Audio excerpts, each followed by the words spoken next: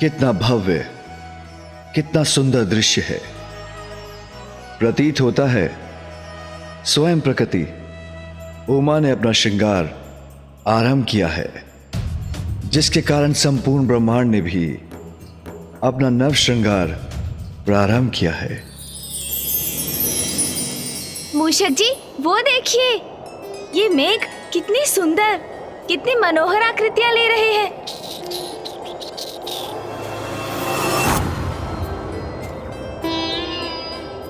हाँ प्रभु, और संपूर्ण वातावरण में इतनी मनमोहक सुगंध भी छाई हुई है। हाँ मूषक जी, ये सुगंध इन सभी नवीन पुष्पों की ही है।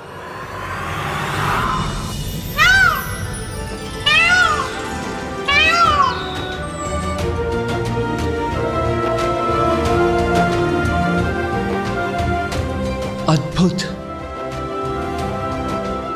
इतना सुंदर जलप्रपात।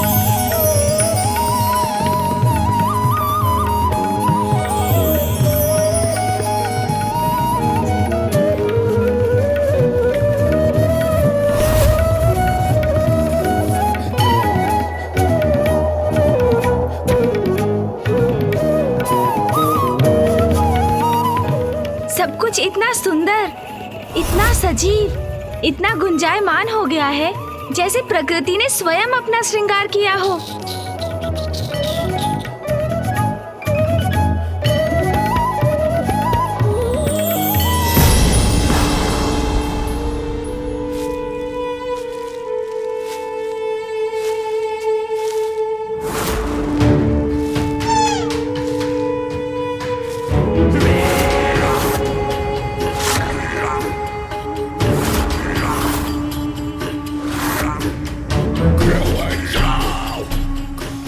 ये मृग बड़ा स्वादिष्ट होगा।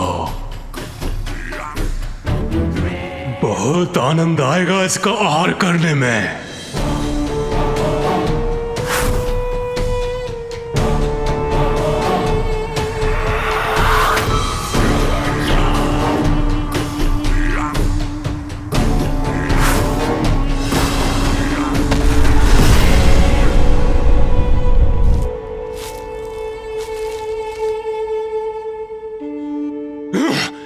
कितने समीप थे उसके हम, तब भी वो मृग कैसे भाग गया? मैं उसे पकड़ने ही वाला था कि अचानक इन वृक्षों के मध्य एक प्रकाश उत्पन्न हुआ।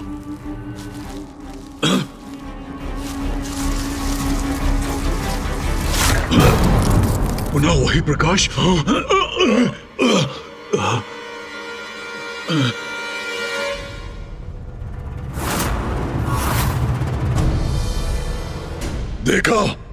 देखा तुमने? वो चमकीला प्रकाश पुनः दिखाई दिया।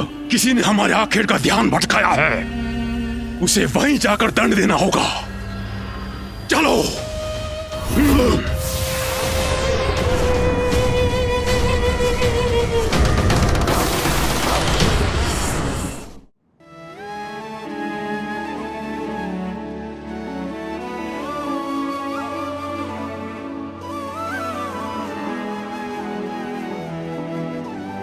अब मैं स्वयं स्वामी के लिए ये फल लेकर जाती हूँ।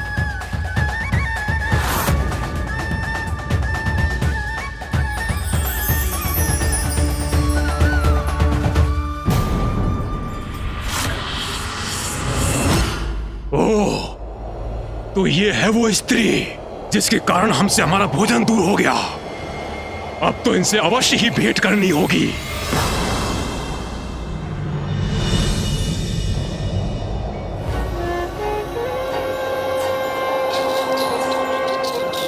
मूषक जी, संपूर्ण वातावरण कितना निर्मल, पावन, सौंदर्य से परिपूर्ण है ना आज। हाँ प्रभु, आज की यात्रा तो बड़ी आनंदमयी है। मूषक जी, गति थोड़ी धीमी कीजिए। मुझे कैलाश के इस मनोहर दृश्य का आनंद लेने दीजिए। वाह प्रभु, आप मुझे सदा गति बढ़ाने को कहते हैं। आज प्रथम बार है जब आपने मुझे धीमी गति से चलने को कहा है। आपके आनंद के लिए प्रभु, ये तो मैं बड़ी प्रसन्नता से करूंगा।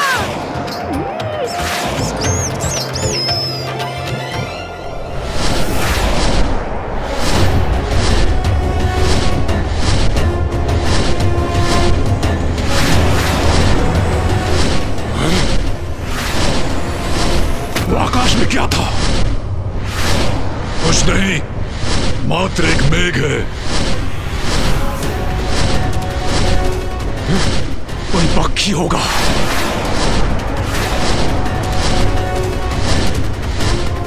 मूषक जी, रुकिए। क्या हुआ प्रभु? आप मुझे रोक क्यों रहे हैं? कुछ विचित्र सा आभास क्यों हो रहा है मुझे?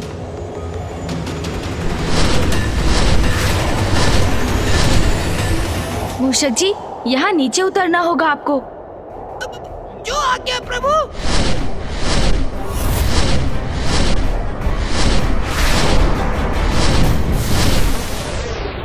पुनः मुझे आभास हुआ। प्रभु, हम कहाँ जा रहे हैं? मूषक जी, वहाँ कैलाश के सिरे पर उस वृक्ष पर कुछ बेर दिखाई दिए मुझे। चलिए ना, माँ के लिए कुछ बेर तोड़ कर ले चलते हैं। उचित है प्रभु।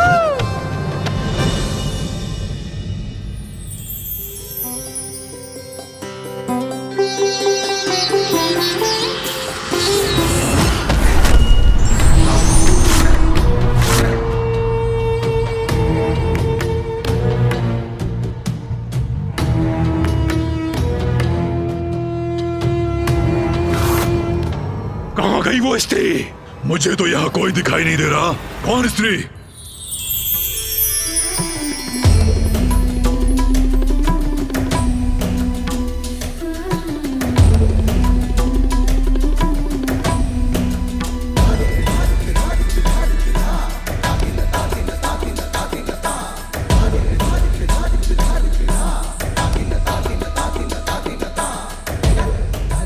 हृदय में फुर्ती भर दे, ऐसी पावन वायु का प्रवाह है यहाँ।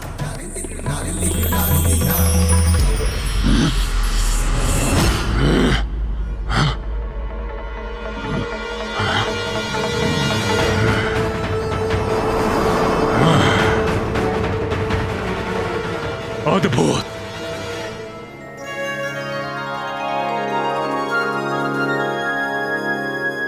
और स्वामी को फल खिलाने में और भी आनंद आएगा मुझे। अभूतपूर्व सौंदर्य है इस स्त्री का। असाधारण, असाधारण रूप है इस देवी का।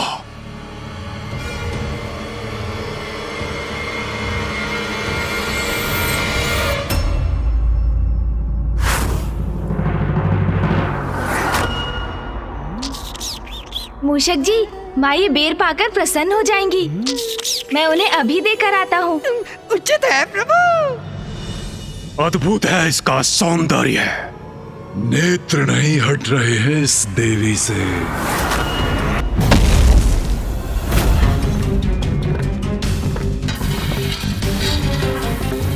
ये क्या हुआ इसे? कहीं हमारे लिए कोई संकट तो उत्पन्न नहीं हो रहा? पाप दृष्टि में हो अथवा कर्म में, उसका विनाश अवश्य होगा। हाँ! हाँ!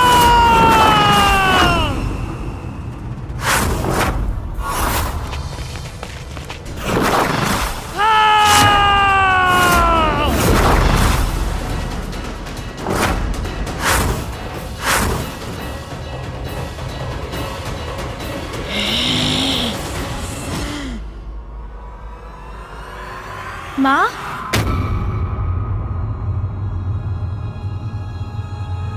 क्या हुआ माँ? माँ इतनी क्रोधित क्यों है? माता का ये उग्र रूप। माँ,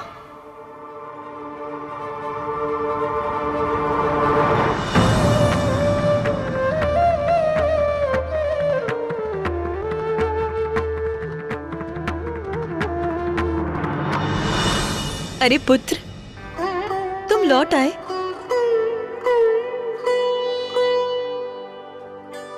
और आप सभी यहाँ क्या कर रहे हैं? नंदी जी, स्वामी के लिए फल मैं ले आई हूँ। आप सभी अपने कार्य कीजिए।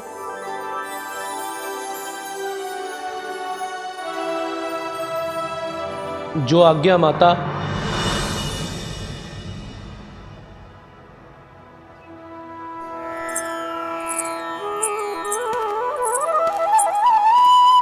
स्वामी, ध्यान से पूर्व आप ये फल ग्रहण कीजिए।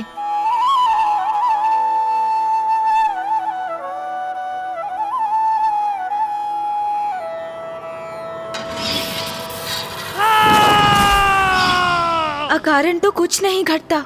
इस घटना का भी कोई कारण तो अवश्य है। कुछ ना कुछ तो अवश्य हुआ है, अन्यथा माँ का इतना ऊंचा स्वर क्यों हुआ? कहीं ये किसी भावी संकट का संकेत तो नहीं?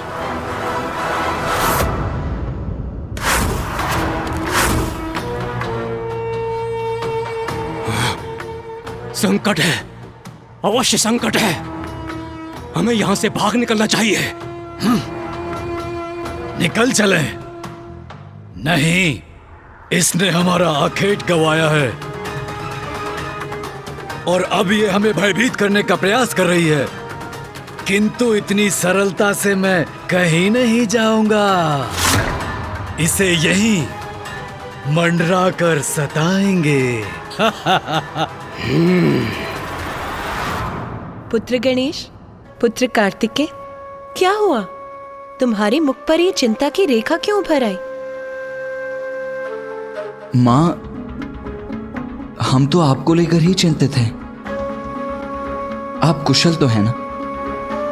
क्यों कुशल नहीं होंगी मैं? मुझे क्या हुआ है? सर्वथा कुशल हूं मैं। चलो तुम दोनों भी शीघ्र जाओ, मैं तुम दोनों के भोजन का प्रबंध करती हूँ।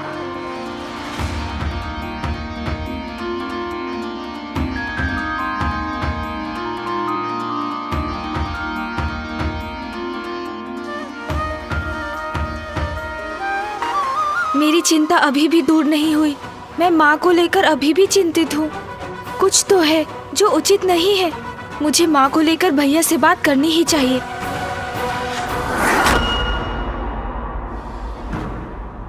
भैया, मुझे बहुत चिंता हो रही है। आपने माँ? हाँ गणेश, चिंतित तो मैं भी हूं, किंतु मुझे माँ को बताने का कोई ना कोई उपाय तो ढूंढना ही होगा। अब मेरे जाने का समय आ गया है। अब मुझे दक्षिण की ओर प्रस्थान करना ही होगा।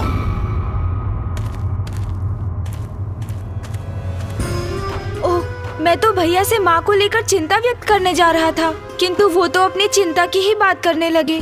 मैं भैया से बात करने का एक और प्रयास करता हूँ। भैया,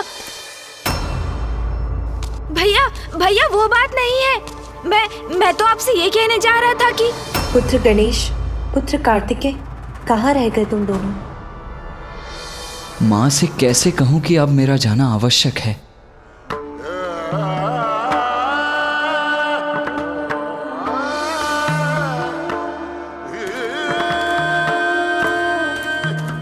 भैया तो अपनी ही चिंता में डूबे हैं, फिर मैं अपनी चिंता किससे कहूँ?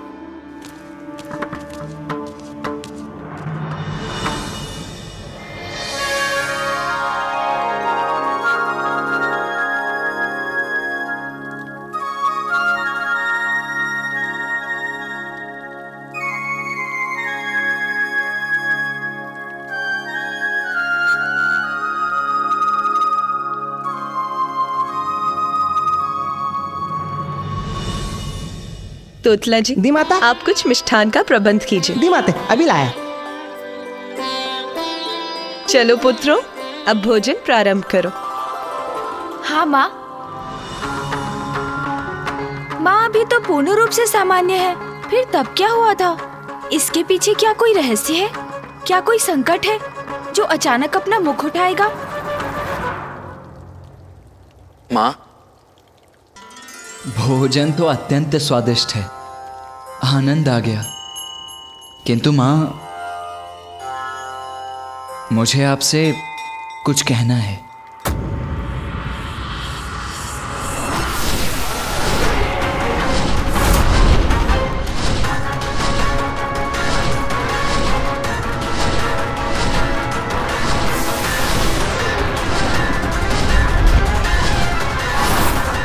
यही मंडराएंगे हम दोनों जब तक हमें हमारा आखेट ना मिल जाए।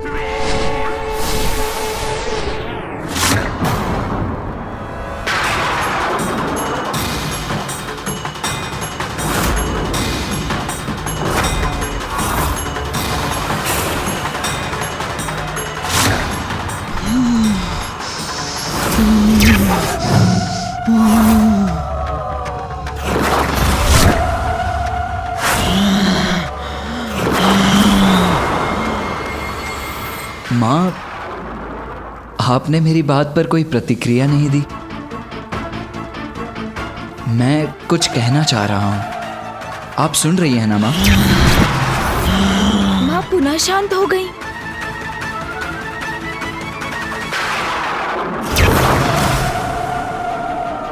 माँ, क्या हुआ माँ? माँ, आप कोई उत्तर क्यों नहीं दे रही हैं? उत्तर तो अवश्य प्राप्त होगा। कठोर उत्तर, मृत्यु का उत्तर प्राप्त होगा। माँ, ये क्या कह रही हैं आप?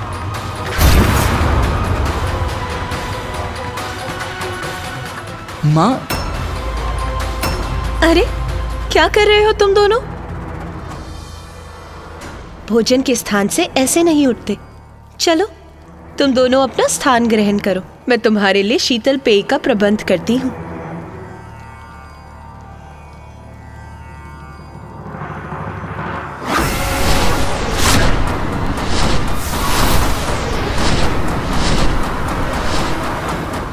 भैया, आपने भी देखा और सुना ना, ये माँ को क्या हो रहा है? गणेश, हमें भोजन समाप्त कर पिताश्री से बात करनी चाहिए।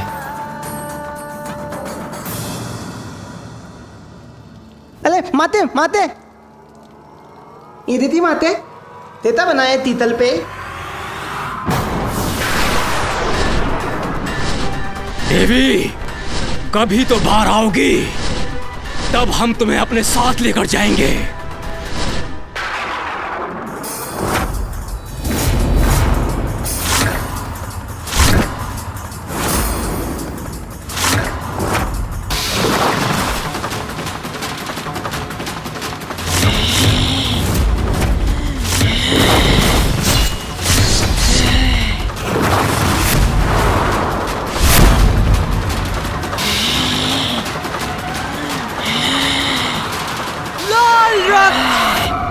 रक्तपान, रक्तपान!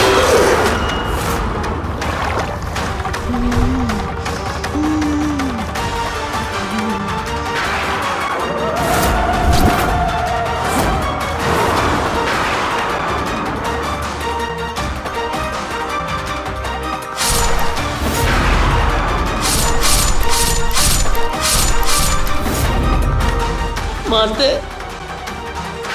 ये हत्या ते नहीं माते। यदि मुझसे तू अपराध हुआ तो मुझे तमाम में माते।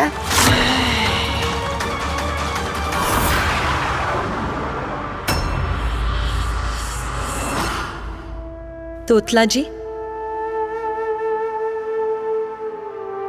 पेय आपके हाथों से गिर भी गया तो इसमें इतने चिंतित क्यों हो रहे हैं आप? कोई बात नहीं, अच्छा ही बना होगा और सबको भाएगा भी। जाइए, और लेकर आइए। दी माते।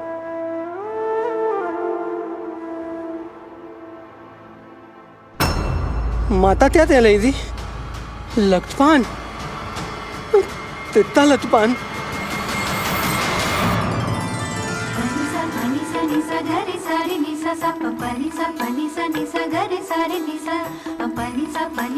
माँ, क्या हुआ माँ? उमा,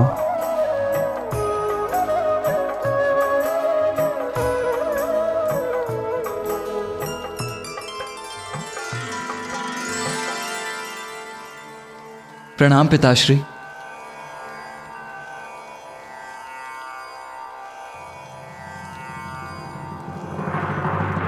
पुत्र कार्तिकेय, अब तुम्हारा दक्षिण प्रस्थान कर वहां अपने दायित्व निभाने का समय आ गया है। उमा, मुझे ज्ञात है पुत्र का जाना कितना कठिन है, किंतु कार्तिकेय कहीं नहीं जाएगा।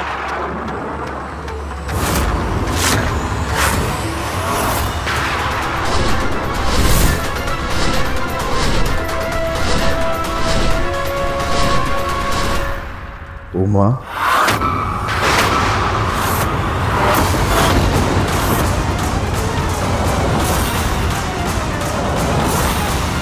मैंने कहा ना, कार्तिकेय अभी कहीं नहीं जाएगा। अभी वसंत उत्सव का समय निकट है। मेरी इच्छा है इस बार कैलाश में विधिवत रूप से होली का उत्सव आयोजित हो, होली का दहन हो। बस मुझे जो कहना था वो मैंने कह दिया। अब मैं किसी की नहीं सुनूंगी। पुत्र, तुम होली के उत्सव के बाद ही यहां से प्रस्थान करोगे।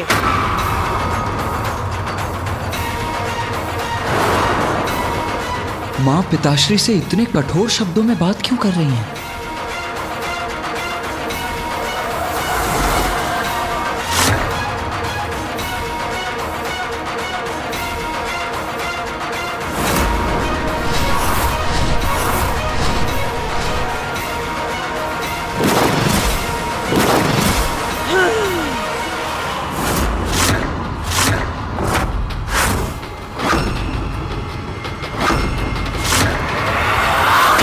ये क्या कर रही है माँ?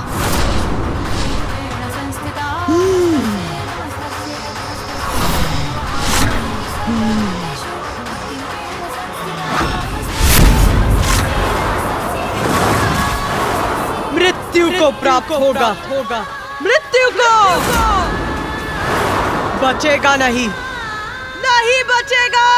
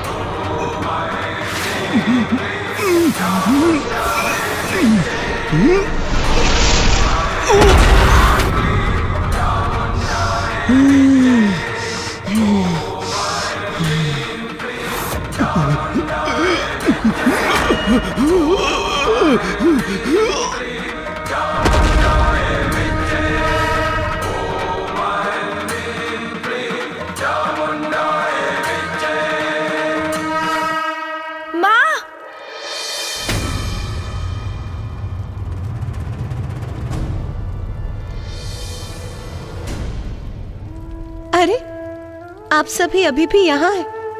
पुत्र गणेश, पुत्र कार्तिकेय, भोजन समाप्त हो गया है तो तुम दोनों विश्राम करो। स्वामी आप भी, मैं आप सभी के विश्राम का प्रबंध करती हूँ।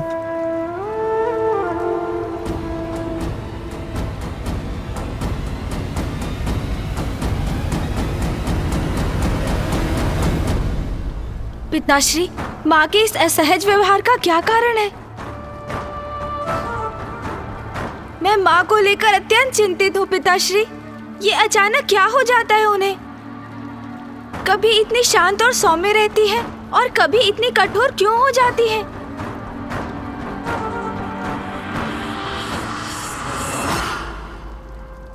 प्रभु, माता का इतना तीव्र स्वर सुनाई दिया तो देखने चले आए। प्रभु, माता कुशल तो है ना? क्या हुआ है उन्हें प्रभु? कहीं चिंता का कोई कारण तो नहीं है? कुछ तो असामान्य अवश्य है।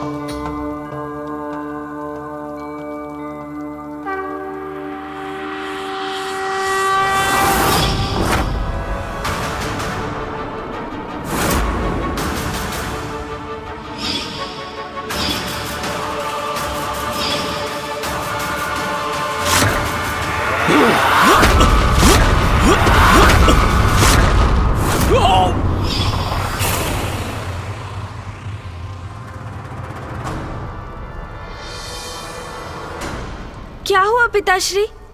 ऐसा क्या देखा आपने जो आप भी विचार करने लगे? पापी असुर।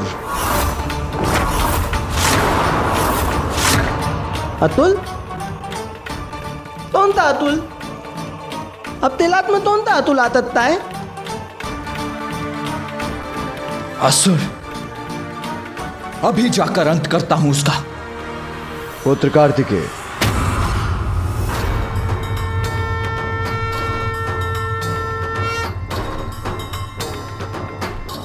अंत उन असुरों का हो चुका है तुम्हारी माता के द्वारा।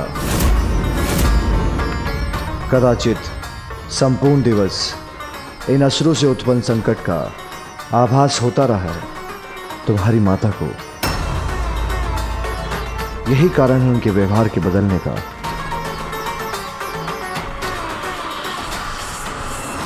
मां ने उचित ही किया। दुष्ट दुस्साहसी असुरों का अंत ही उचित है।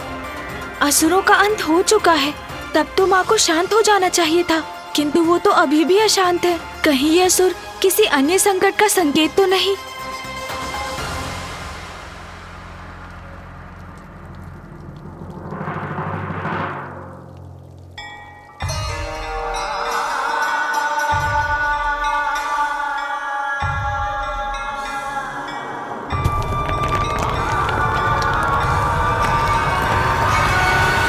पुत्र,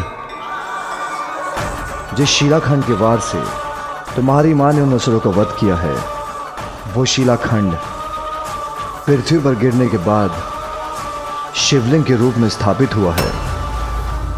क्योंकि वो शिलाखंड एक कंदुक के रूप में था, इसलिए यह शिवलिंग कंदुकेश्वर शिवलिंग के नाम से विख्यात होगा, जिसकी पूजा करने वालों को उसके अक्षम्य पापों से मुक्ति प्राप्त होगी।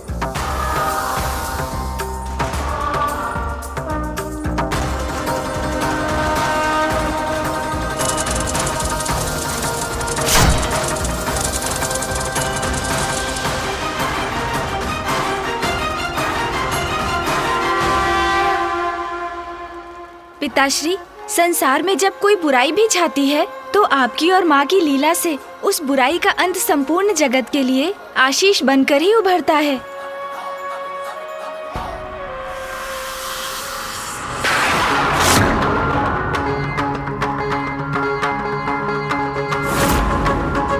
पिताश्री को विचार में देखकर ऐसा प्रतीत हो रहा है कि माँ की अशांति के पीछे कोई और भी बड़ा कारण है, और जिसका आभास उन्हें भी है। माँ का ऐसा व्यवहार तो मात्र असुरों के कारण नहीं हो सकता। कदाचित कोई और संकट घात लगाए बैठा है।